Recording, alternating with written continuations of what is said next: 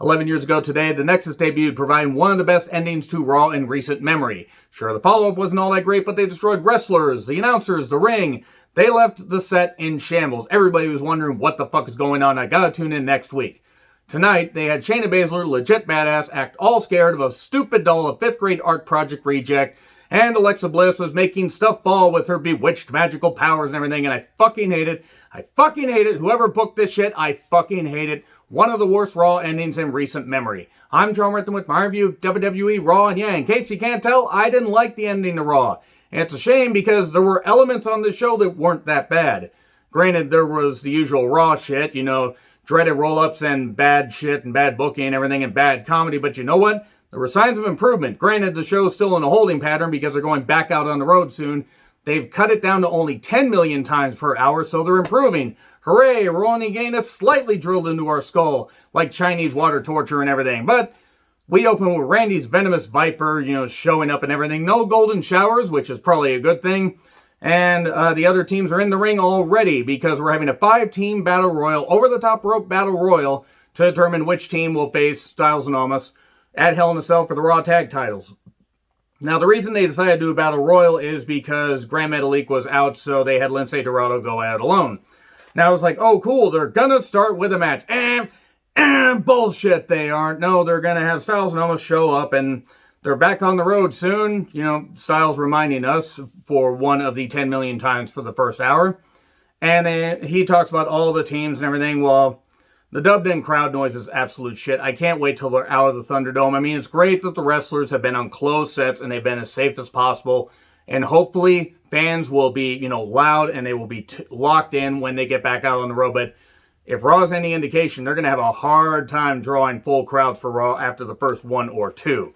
They gotta really turn this shit up. But anyway, Styles mentions that, well, Grand Metalik's injured, so Dorado, you gotta go at it on your own. And then the other teams respond, this was taking forever. This was literally taking forever. And then suddenly Miz shows up in a wheelchair because he has a torn ACL. And you know what? Good on him for appearing, and I hope his recovery is going well. It's going to be at least, I would say, the Royal Rumble before he comes back, if not the night after. But good on him, the first major injury he suffered. And he's pushed up by Morrison, who has his dripstick and whipped out his dripstick and is going to give a face full of his dripstick to all the other men in the ring. Have fun on seeing that, or have fun seeing that. I'm not here to judge. So he's going to be in the match too, because why not?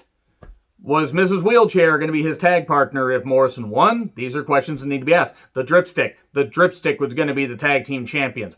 Let's be perfectly honest, it was just about as credible as Al Snow and Head teaming up that one time in a match. No, really, the Attitude Era was weird. So Styles and Omos are on commentary, but not before we get Morrison's music hitting and we get the slow-mo and Miz is going down. No slow-mo wheelchair descent. Ooh, show's not off to a great start. Then we have New Day, so Xavier Woods and Kofi Kingston versus Morrison versus Lince Dorado versus Dijak and Dio. That's just what I'm calling them. Mason T-Bar. Stupid names. They're stupid names. They look like they're the Ascension 2.0. That's not a good thing. And Riddle and Orton and the Viking Raiders. Ivar and Eric, the man that doesn't want to mask his feelings or his face and wants to be stupid and not believe in science like his stupid twat wife. So, moving on from that, contenders match. Yeah, Battle Royal. So, basically, both members of the team have to be eliminated. So, Dorado and Morrison are already at a disadvantage. At one point early in the match, Morrison gets saved and then gets his dripstick and gives a face full of of it to Lince Dorado. So, Lince Dorado's like, no, ow, my mask, oh no. So this was a mess because everybody just started flying. He got tossed out, and then him and Dorado were tossed out pretty quickly. So that was pointless. Dijak and Dio, they got tossed out, and then we go to break. Riddle eventually gets tossed out, but then helps Orton almost gain the victory, even though that's not legally, that's not, how you can, win. Wouldn't he be disqualified? Or wouldn't Orton be disqualified? Who the fuck cares? It's Battle Royal, and they're making up the rules. So yeah, this is messy. The Viking Raiders win, and life goes on dull as before. And see, there's potential for this match to not be bad, but the quick camera. Kevin Dunn's camera cuts and the production camera cuts, it's fucking bullshit, and it's fucking nauseate. It's ridiculous. The Raiders win. Cool. whatever. I'm worried about Ivar's conditioning. I really am. He looks a lot bigger than he did when, before his neck injury. So hopefully he's all right, because that's a bit worrying. Anyway, Charlotte wants her loss stricken from the record. Pierce and Sonya disagree.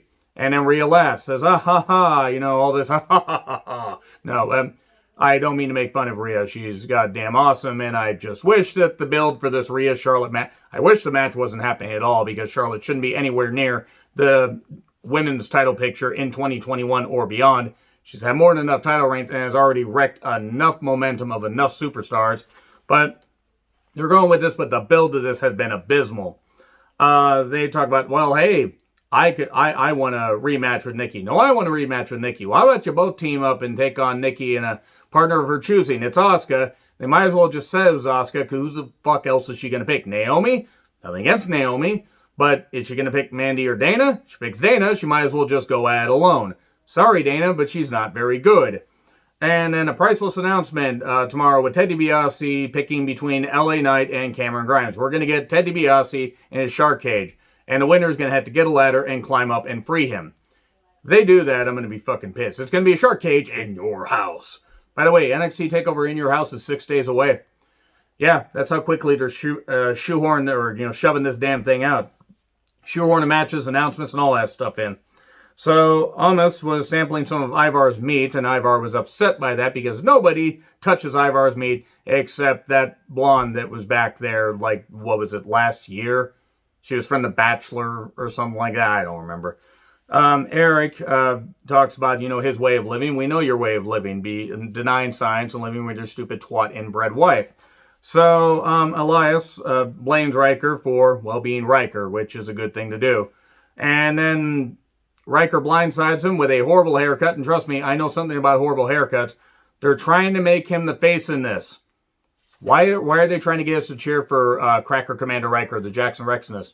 Nobody likes Jackson Riker. If you think you do, you're wrong. I know everybody is entitled to their opinion, and everybody can cheer for who they want. But in this case, your opinion is wrong. I don't care what his political beliefs are. The fact that he decided to be so toxic, he shouldn't be working for a publicly traded company. That's what it comes down to. So anyway, SummerSlam is in Raiders Stadium, that is. Do you think that they're going to sell out SummerSlam? If they are able to go, 100% capacity, I mean, you take out the obstructive view seats with the set and stuff like that, 65,000 something, down to maybe 60,000. Could they put 55,000 in there? I don't think so. I hope so, but they're going to have to throw everybody in that goddamn stadium. I mean, everybody. They're going to have to bring back Yokozuna, which means the Crown Prince will be really upset. So Elias versus Riker. Elias ends up leaving after a few minutes and gets counted out. Why is Elias the heel in this? Elias is right. What kind of man brings a sword to a contract signing? It's Drew. Drew has a lengthy Claymore out. Sonya and Pierce are hosting his contract signing because nothing bad happens at the contract signing. Drew talks about caves and spiders and Scotland's freedom. And man, now I just want to see Scottish spiders like fighting for Scotland's freedom. That's all I want to see right now. I have very, very low standards for life, as you can tell. So anyway, he tells a bunch of stuff. I mean, he's well-spoken, but I don't really know what he was talking about. Lashley and MVP, and the women show up. The one in red who can lift the goddamn ring without even trying, that is not a knock. She's friggin' stacked as hell as far as like how she can lift. And cool, they have the women there. I think these are the same women they've had for the last couple weeks. No complaints, at least with some of them. Moving on. Drew, the stipulations are Drew can get this crack at Lashley, but if he loses, he will never get another shot at Bobby Lashley as long as he's champion. Okay, fair. Then maybe Drew can go in the draft to SmackDown. Drew wants a cell match. I already thought it was a Hell in a Cell match, but whatever. Lashley then says, well, Drew says, I'll see you in hell, and Lashley says, and I'll beat you there. That was good stuff. And then sword in the table, not necessarily sword in the stone, but apparently, I have to be the grouchy old man in this whole thing. Despite the fact Lashley is 5 years older than me and looks the same as he did in 2005. How? Genetics. Powerful genetics. So anyway, Nikki has selected Asuka as her partner. Pretends to be shocked. Dashing Sheamus Rhodes is here.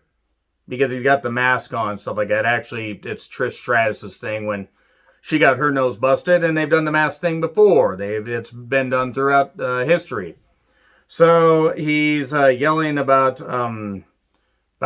just people interjecting themselves and everything and inserting themselves where they don't belong. And trust me, you don't want to insert yourself where you don't belong. Riddle. Don't worry, I'll get to Riddle later. Ricochet and Humberto in a yes, these guys still work here match. I feel bad for saying this because Ricochet and Humberto are talented. Yes, they have been featured on Raw lately, like the last few weeks, but honestly, before they made their appearances, did anybody remember they were signed to the company? I actually forgot. We get Spanish Fly outside. That looked pretty deadly. Humberto is bound, determined not walk by the age of 40. And we get a double countout. So what got solved? Nothing. MVP talks to Kofi. Possible alliance? And then the Evolution, inspiring people. And who asked for this? Who asked for this return? If you like Eva Marie, I'm not knocking. I just don't know who wanted to see her return. It's going to happen next week. And then they're going to delay it like the Emelina, that's what it was, not the Evolution, but the Emelina thing. That was bad.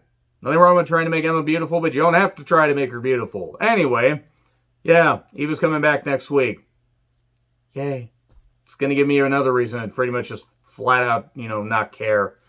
Ali talks to Mansoor. Is Ali supposed to be a cult leader or some kind of snake oil salesman?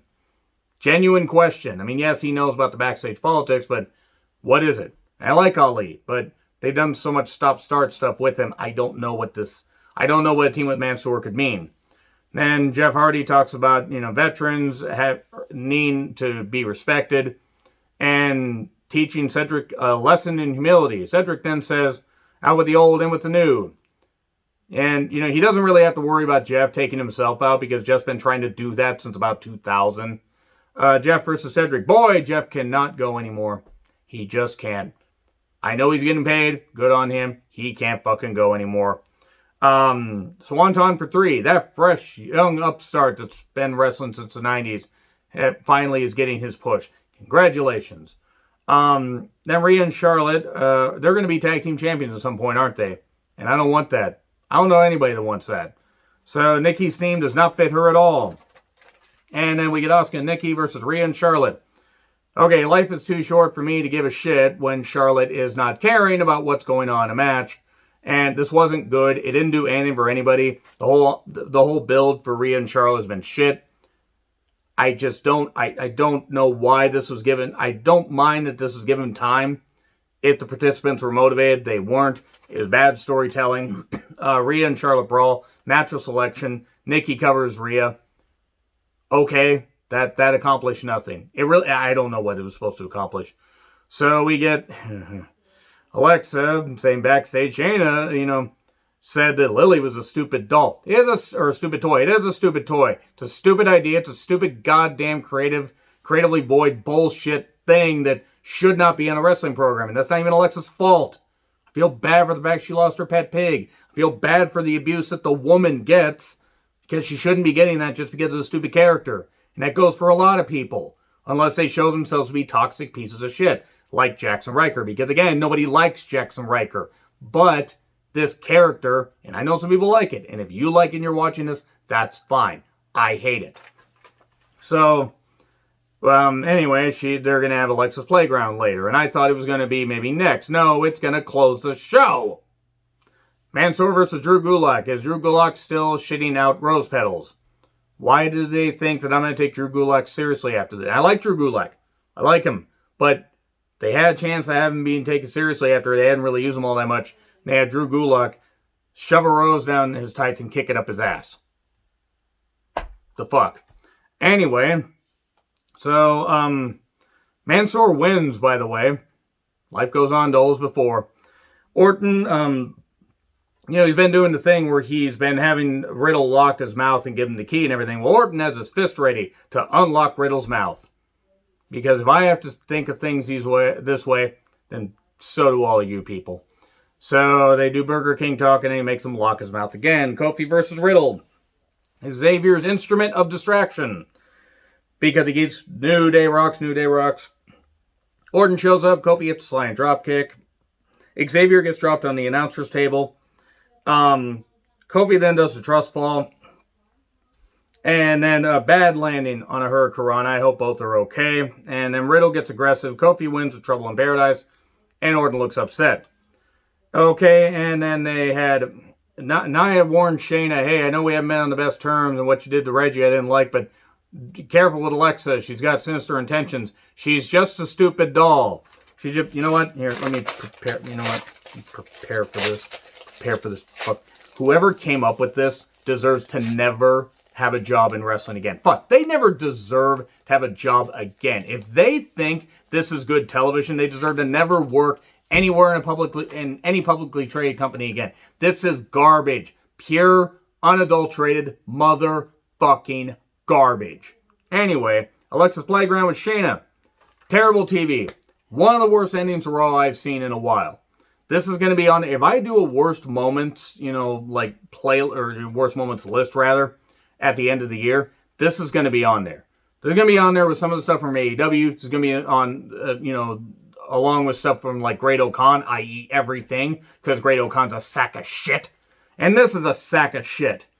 This is fucking humiliating. This is embarrassing. This is the kind of stuff that makes me think, oh boy, you thought the ratings in the third hour last week were bad. And I know that ratings ultimately, matter some, but don't all, they aren't like the end all be all. But if they didn't matter, then why is USA Network and why are Fox and why is AEW gaining like a bunch of money or whatever when they're drawing ratings that are down like this?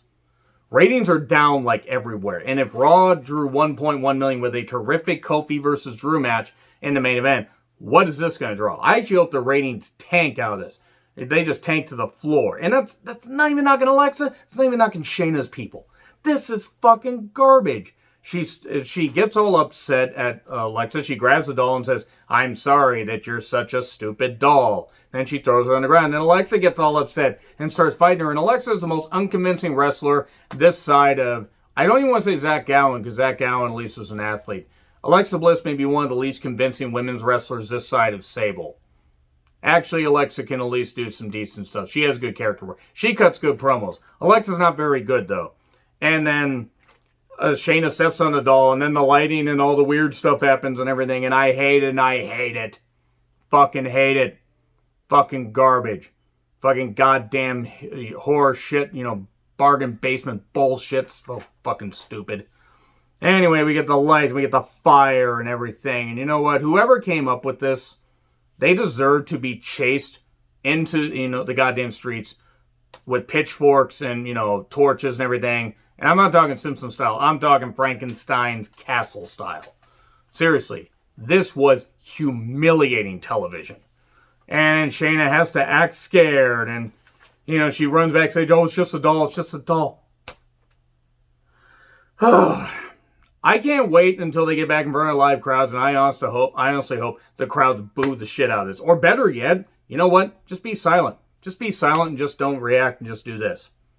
Yeah, pay your money and cheer for the people you want, but maybe just be silent and maybe Vince McMahon will be forced to do something good and not bullshit. This supernatural bullshit only works with the right touch, and they're not doing the right touch here. She breaks a mirror and screams, and I hate it, and one of the worst Raw endings in a while. Might be one of the worst Raw endings in the last 5 years. This actually made me long for the stuff that they did with Lashley, Lana, and Rusev. At least that was Car Crash TV I could get something out of. I ain't got nothing for this. Let me know your thoughts in the comments. Like, share, subscribe, Twitter handle in the description. I'm John Rickland. Fuck all this. See you soon.